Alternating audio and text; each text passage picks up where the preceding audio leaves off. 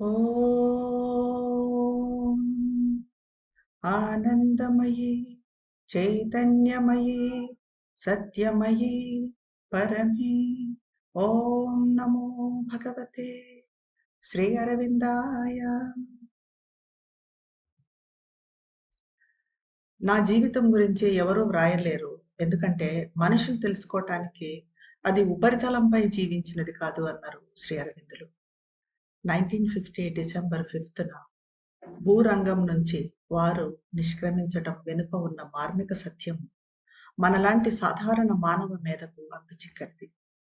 అతిమానస చైతన్యాన్ని తమ బాహ్యాంతరాల్లో అవతరింపజేసుకుని పృథ్వీపై దివ్య జీవన స్థాపనకై జీవితాన్ని త్యజించిన యోగీశ్వరులు మనలాంటి సామాన్య మానవుల్లా వృద్ధాప్యము భౌతిక కారణాల వల్ల దేహాన్ని వదిలారా? శ్రీ అరవిందుల దేహంలోని ప్రతి జీవకణంలో అతిమానస రూపాంతరీకరణ కార్యం జరిగింది. ఇది భౌతికం మీద ప్రభావం చూపిస్తుంది అనటానికి వారి శిష్యులలో జరిగిన అనేక జబ్బులకు స్వస్థత చేకూరడమే ఉదాహరణ. ఇది కేవలం ఆశ్రమానికే పరిమితం కాలేదు. వివిధ ప్రాంతాల నుంచి, వివిధ దేశాల నుంచి ఉత్తరాల రూపంలో వచ్చిన శిష్యుల జబ్బులు వ్యాధులు నయమయ్యాయి. ఇది వైద్య శాస్త్రాన్ని పరాజయం గావించిన విజయం. వారు మృత్యువును జయించటానికి మృత్యువును వరించారు. శ్రీ అరవిందుల రచనలను, సాధనను విశ్లేషించిన చాలా మంది వారి వ్యక్తిగత రూపాంతరాన్ని తక్కువగానే అంచనా వేశారని చెప్పుకోవాలి. అయితే వ్యక్తిగతం అన్న మాట ఎంతవరకు వారి విషయంలో సరైనదో కూడా చెప్పలేము. ఆయన భౌతిక దేహం వదిలినప్పుడు అందరూ అలాగే మోసపోయారు. వారిలో భౌతికమైన కొంత భాగం తప్ప మిగిలిన ఆధారమంతా అతిమానసీకరణం పొందింది. ఆ వ్యక్తిగత అతిమానస అవరోహణలు 1930లో ప్రారంభమయ్యి వస్తూనే ఉన్నాయి. అది అలాగే కొనసాగింది. ఆ తర్వాత జరిగిన ప్రపంచ యుద్ధాలు వారి వ్యక్తిగత సాధనపై కొంత ఒడిదుడుకులు కలిగించినా వారి అభివృద్ధి ఆగలేదు. వారి శరీర రూపాంతరము ఆ సమయానికి చాలా అభివృద్ధి చెందింది. బాహ్య జీవితంలో మనకు కనిపించిన వారి ఆధ్యాత్మిక సిద్ధి వెనుక అనంతమైన సమగ్ర ప్రాముఖ్యత ఉంది. అది మానవ స్వభావం మూలాల్లో మార్పు తీసుకురాని సిద్ధులు, ఆత్మ సాక్షాత్కారము, నిర్వాణము లాంటి దివ్య సాక్షాత్కారాలతో ఒక్కసారిగా దిగ్భ్రాంతి పరిచేది కాదు. శ్రీ అరవిందులు భగవత్ సంకల్పాన్ని నెరవేర్చేందుకు పరిణామ క్రమాన్ని వేగిరపరుస్తూ దానికి అడ్డుగా వచ్చే నెగిటివ్ ఫోర్సెస్తో పోరాటం చేస్తూ పృథ్వీ రూపాంతరీకరణకై నిశ్చేతన అగాధాలలోకి మునక వేసి అక్కడ నుంచి సమస్యలను పరిష్కరిస్తూ వచ్చారు. అతిమానస ప్రపంచ ఆవిర్భావ లక్ష్యం కోసం ఏర్పడిన వారి యోగము, పూర్ణయోగము పరిణామ ప్రక్రియలోనే ఒక మహా విప్లవం. మానవ అపజయాలకు, వైకల్యాలకు, బాధలకు, వైఫల్యాలకు మూల కారణం తెలుసుకోవటానికి పదార్థ లోలోతులకు వెళ్లారు. అంతరాత్మను, మనసు, ప్రాణము, దేహాల అజ్ఞానం నుంచి తప్పించటంలో ముందుకు పోకుండా మనల్ని ఏది వెనక్కు లాగుతోంది, భగవంతుని కార్యాన్ని ఏది భంగపరుస్తోంది అన్నది తెలుసుకోవటానికి అచేతన అగాధాల్లోకి మునక వేశారు. అజ్ఞానంతో, అచేతనతో తాదాత్మ్యం చెంది అక్కడి మార్మికతను ఛేదించారు. కలెక్టెడ్ పోయమ్స్ లో అంటారు, తెరచాటునున్న అధఃచేతన పునాదులను పట్టుకుంది నా మనసు, మృతమైన మొండిబారిన గత చిహ్నాలు, వారసత్వ నమూనాలు, జాతుల జాడలు అన్నీ కళ్ళ ముందు పట్టుబడి గత ముద్రలు చెరిగిపోయాయి. ఆ దివ్యకాంతుల కుంభవృష్టిలో, ఆ జ్వాలలో ఈ జడ ప్రపంచ అస్పష్ట విశేష గతిని, అచేతనాంధకారపు అంతు చిక్కని గ్రంథాన్ని భద్రపరచి వెలసిపోయిన వ్రాతప్రతుల చిట్టాలు ఆ మహాజ్వాలలో చెదిరి బూడిదయ్యాయి. అప్పుడు నగ్నంగా ఉన్న శుద్ధ పునాదిలో అవధులు లేని అనంత దైవము ప్రతిబింబిస్తున్నాడు.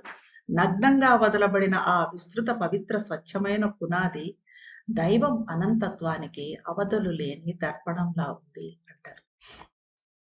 శ్రీ అరవిందులు మదర్ తమ భుజాల మీద వేసుకున్న భారము నమ్మశక్యం కానిది, ఎవరికీ కనిపించనిది. వారు పరిణామాన్ని ఊహించలేని విధంగా ముందుకు తోయాలి. ఇంకోవైపు ప్రతి దశలో ఆటంకపరిచే ప్రతికూల శక్తులతో పోరాటం. సమస్తాన్ని వారి చేతుల్లోకి తీసుకుని దాన్ని రూపాంతరం చెందించాలి. భూపదార్థంలో, అచేతనలో అతిమానస శక్తి ముకుళించుకుపోయి ఉంది. దాన్ని వికసింపచేయటానికి, దాన్ని చైతన్యవంతం చేయటానికి వారు దాన్ని తమ ఆధీనంలో ఉంచుకోవటమే కాదు, వారి వ్యక్తిత్వాల్లోని అన్ని స్థాయిల్లో ఆ శక్తిని ప్రకటింపచేయాలి. అది కూడా ఆ స్థితులలోని షరతులకు అనుగుణంగా ఉండాలి.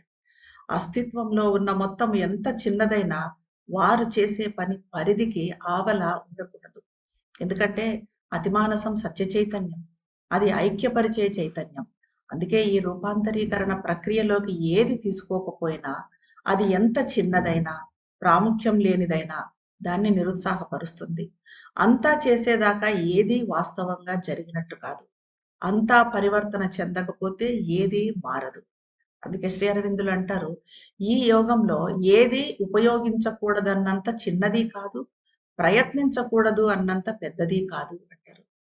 అతిమానస ప్రపంచ పునాదుల్ని అభివ్యక్తం చేసి రాబోయే భవిష్యత్తు కోసం పటిష్టం చేయాలని ఆకాంక్షించారు.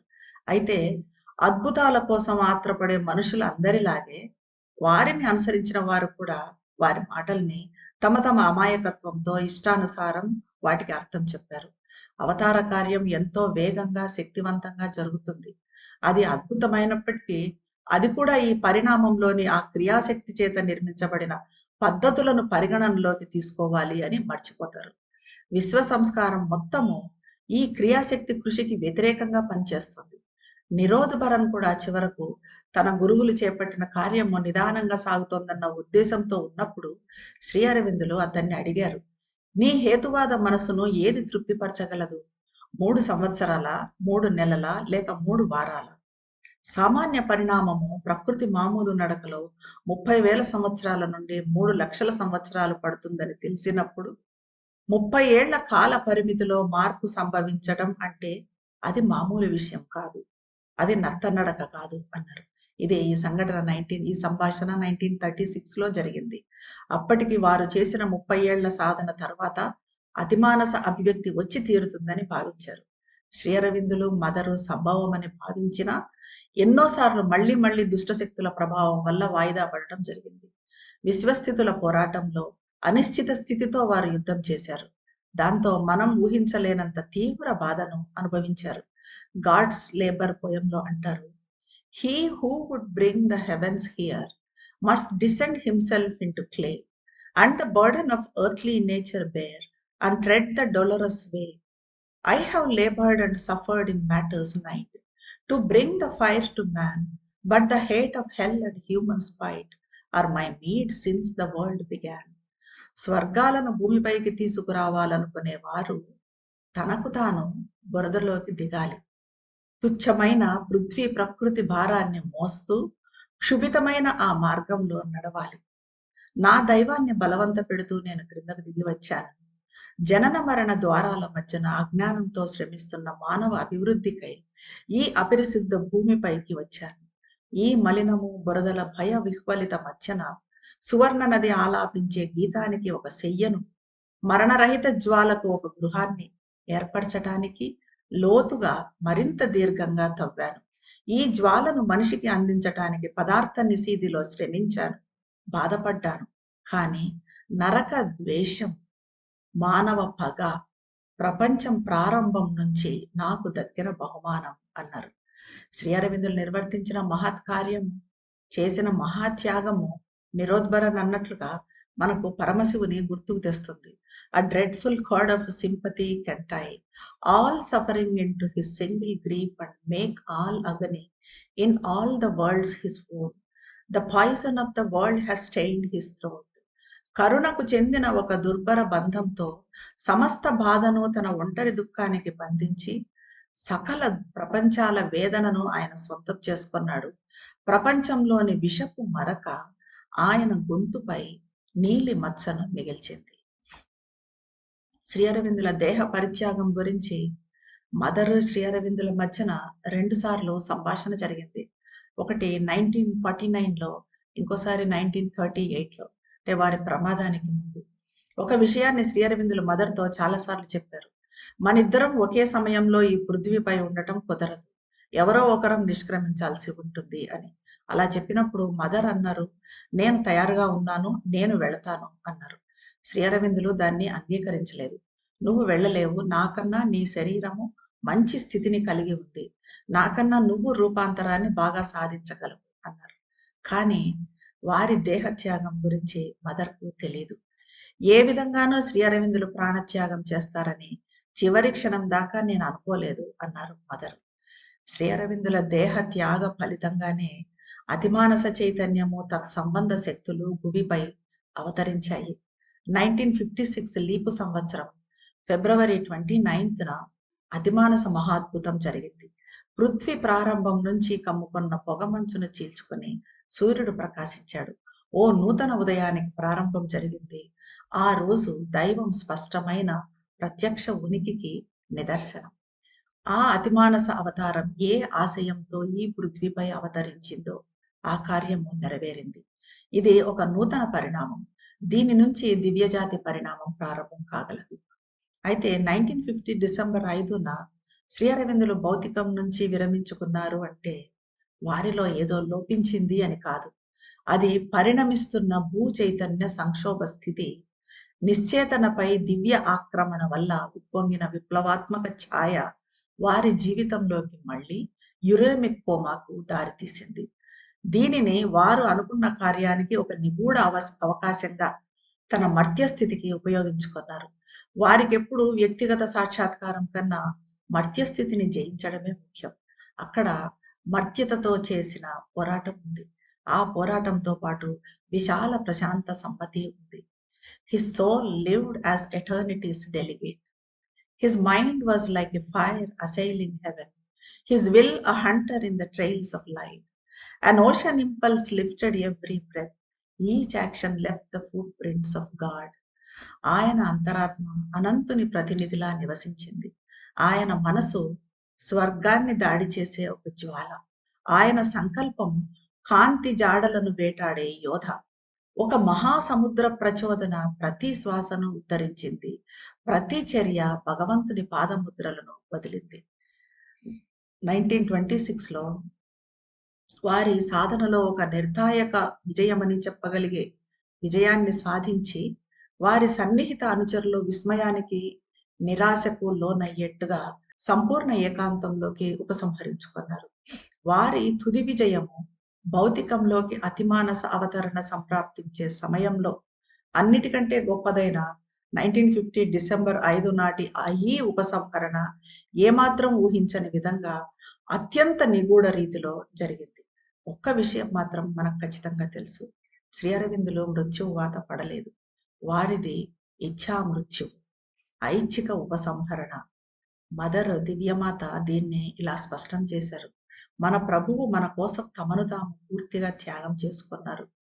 దేహాన్ని వదలాలనే ఒత్తిడికి వారు గురి కాలేదు. మానవ మనస్తత్వానికి అందనంత దూరంలో కల మహోదాత్తమైన కారణాల వల్ల వారు అలా చేయాలని నిర్ణయించుకున్నారు. నిజానికి ఆ మహోన్నత త్యాగం యొక్క సంపూర్ణ వైశిష్ట్యము మన పరిమిత బుద్ధికి ఎప్పటికీ అర్థం కాదు. వారి అద్భుత దేహము అరుణ బంగారు కాంతిని వెదజల్లింది. శక్తి, కాంతి, ఆనందాలతో ఆ గది నిండిపోయింది.